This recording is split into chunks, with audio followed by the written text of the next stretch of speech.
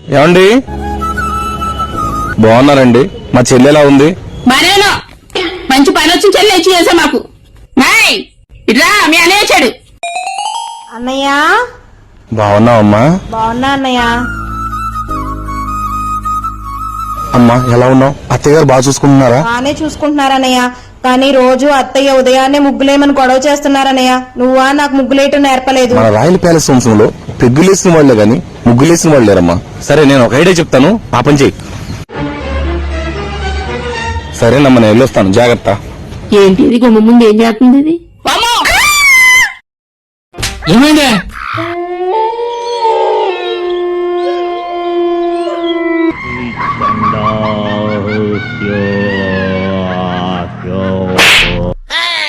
నువ్వే కదే ఆ పిల్లలు ముగ్గురు టాక్సీ పెట్టింది.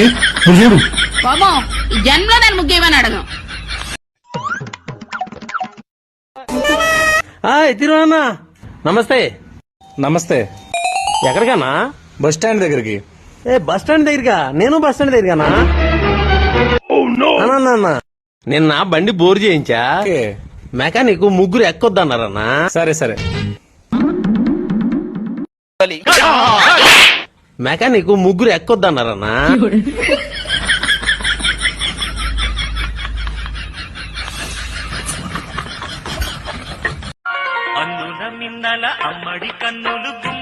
అక్క ఎప్పుడొచ్చావక్క? రావులపాలెం నుంచి. విజయవాడలో చిన్న ఫంక్షన్ ఉంటే వచ్చాను రా. ఇక్కడెక్కడో విజయవాడలో బరువు తగ్గడానికి ట్రీట్మెంట్ ఇస్తున్నారంట కదా, ఎక్కడో అవును. నేను కూడా వెళ్తాను. అంటే వాటి వివరాలు నాకు తెలియదక్క, తిరు అన్నయ్యకైతే బాగా తెలుసు. రా అక్క తీసుకెళ్తాను.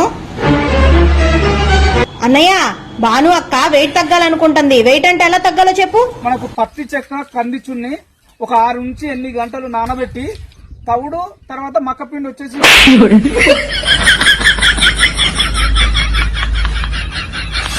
డాడీ గారు ఉన్నారండి?